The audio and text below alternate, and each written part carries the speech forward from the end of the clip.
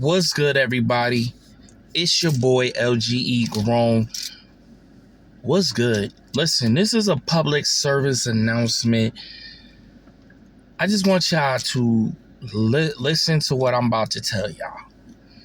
This goes out to all the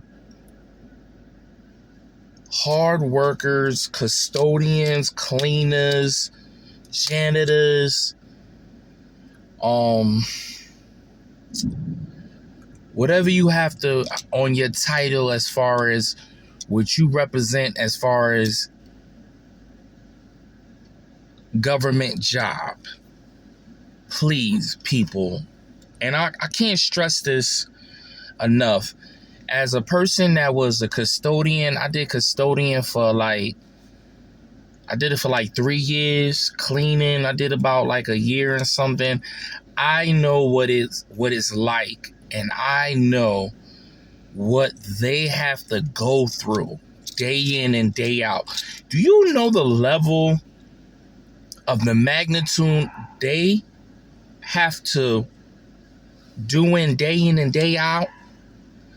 Do you realize what they gotta go through? And we're talking about these are the people that has to clean them bathrooms when people on their time of the month, they leave them bathrooms a mess. They gotta mop the floors, sweep it. They gotta sweep, mop, strip it, shine it. They do a lot of stuff. And then granted, some people try to give them a hard time, but don't realize some things that they have to go through when they're doing their job. Let's just say they're short staff, right? And they can't get extra help. That is all on them now. So not only do they got the assignment of doing their floor, they gotta come down, they gotta cut corners, try to nitpick what they need to do on their floor to get that done. Still gotta go do somebody else's floor who ain't there. They couldn't get the help, and they gotta knock that out, make it presentable enough where there's no complaints and they're okay for that night. And hopefully the next night somebody can take care of the job. It is not an easy thing. It's not an easy thing. Ladies and gentlemen, it's not. Being a custodian, a janitor, a cleaner is not an easy thing. Things that you think is little, it ain't. Because you're not doing it. So you have to respect these people that's doing their job. Understand, when you see them on your floor and they got the machine and they're going in there and they're cleaning up and then they got the mop behind them and you're like, okay, this and that, they doing the floor. Realizing that machine is only doing a partial part of your floor. It can't do the entire floor, because in that part where he's trying to make it real look nice, he got to go put it in the closet, dump that dirty water that he picked up to clean your floor, and now put new chemical in that machine, go to the next section and do the same thing he just did to that section. Granted, when he brings the machine into the closet to dump your dirty water, he's got the mop and bucket, got to mop the edges to make it look all in one, So it's not just oh, he in there just mopping your floor, dust mopping, sweeping. No, it's a lot that goes on when it comes to cleaning floors. He got to make sure he got the right chemical. Granted, custodial and janitors can't use bleach on their floor. They're not allowed to, so they have to use chemical-free substance to use your floors to clean. I repeat, custodials and janitors cannot use bleach on anybody's floor. They're not allowed to. That's a code of conduct to them, that they cannot use them brand items to clean your floor. So they have to use stuff that are non-toxic when it comes to cleaning your floor. Now, what if you got gum on the floor? Okay, now that's another thing. Now you're talking about them. They got to get a putty knife. If people that don't know what putty knife is, it's this little tiny blade. It's not, it could be, you can think of it as a razor, but it's not sharp and it's flat. And basically, they're getting some spray remover, whatever the substance, spray it to either freeze it up or get it enough that it's going to be removable, excuse my language, to where they can scrape off the substance that's on the floor. What about black spots? You know, when you walk around, you see on the floors that you walk around, you see a lot of black spots. Basically, that's something that was sticky and somebody didn't really pick it up and it's been left there and they stepped on it and it turned color black. Some of them, if it's not gum, some custodians have like a tennis ball, because that's another trick in the custodial world, where they use a tennis ball and they have the tennis ball and they stick it to their stick of their broom, dust mop, whatever, and they're walking around and they flip it upside down, use their tennis ball to scrape that black mark off the floor. It's a lot of stuff they got to go through just to make your floor look presentable. Now, you have to pay homage to your custodians and janitors. Because one, the only people, and I'm being real, this is real talk. I want y'all to really understand this. The only people that custodians are really getting real paid is the ones that got licensed. And when I say the ones that got licensed, the ones that got what they call boiler license. Okay? Those are the ones that be in the building and they have to go down to your boilers and check the boilers out to make sure they're running properly for your building, your apartments, wherever you live in. That's who gets the real money.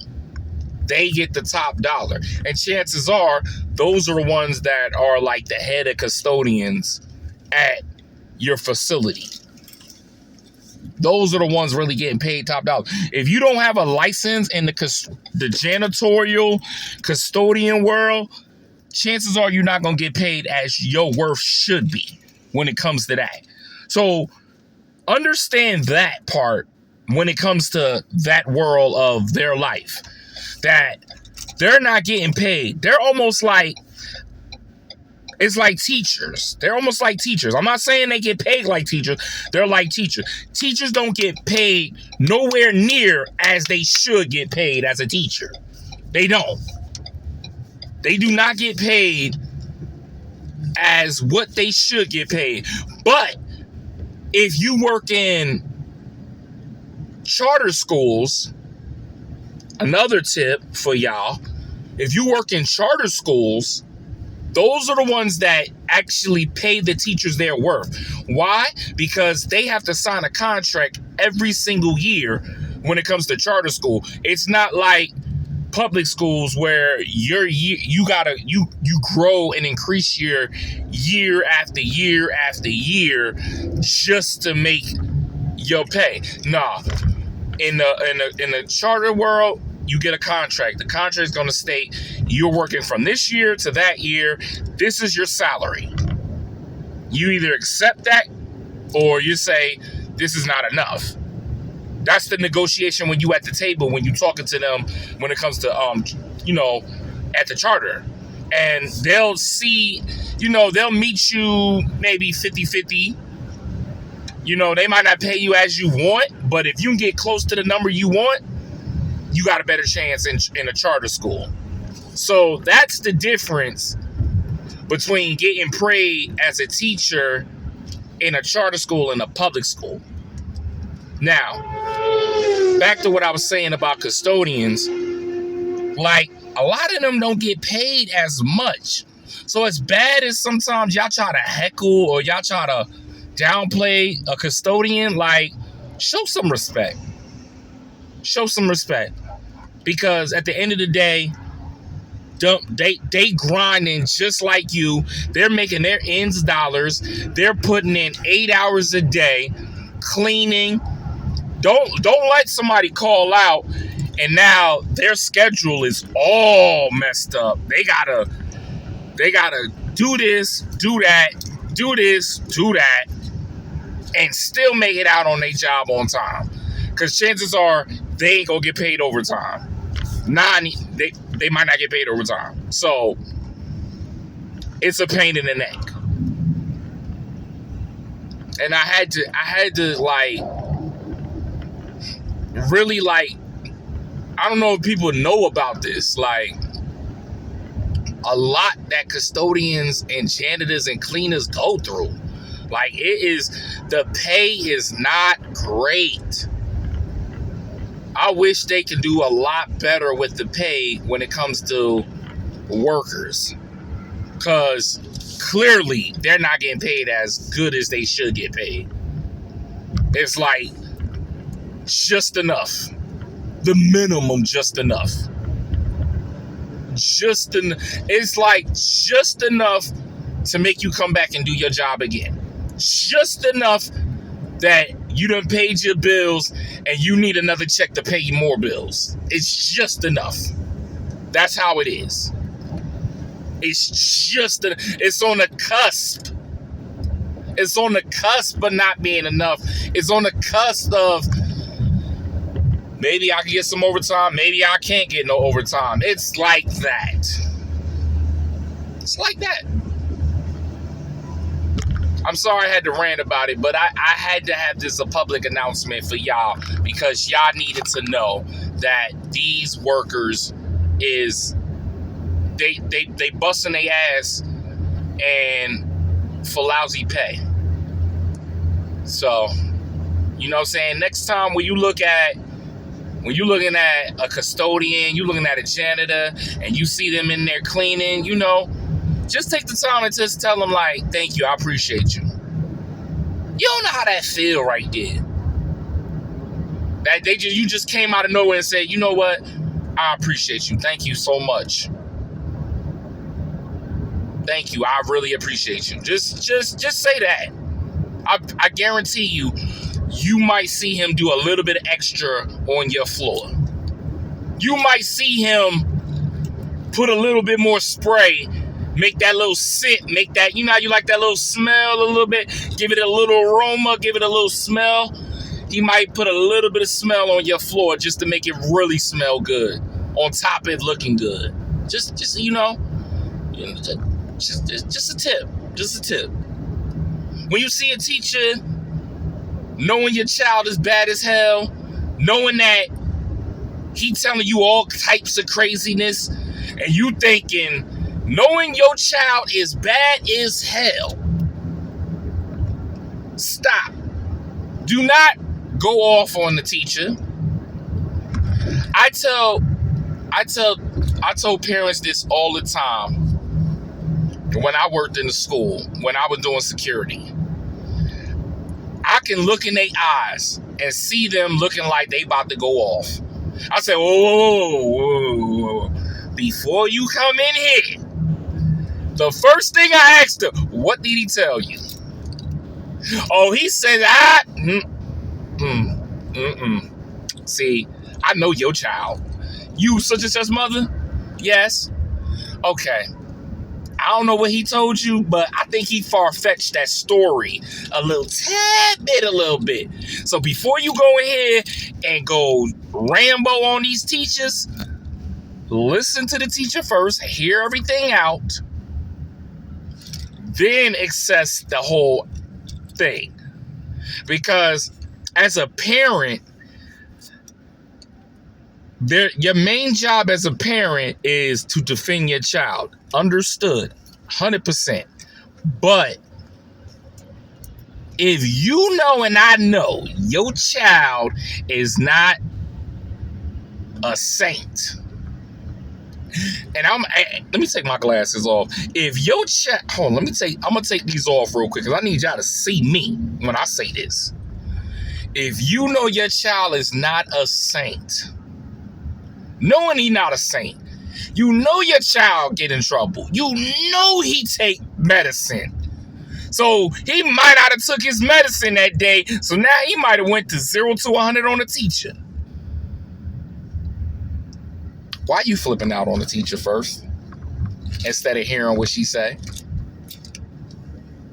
I'm just saying. Parents does that a lot, and I think y'all need to just put the pause.